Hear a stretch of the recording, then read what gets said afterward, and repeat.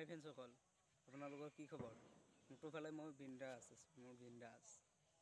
আৰু বহুত দেৰিকৈ হ'লে আপোনালোকক দীপাৱলীৰ শুভেচ্ছা যাচিলোঁ।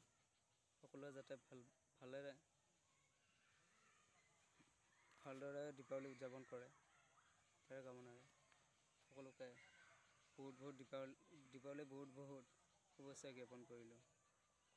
আৰু দীপাৱলী মানে হ'ল পোহৰৰ উৎসৱ।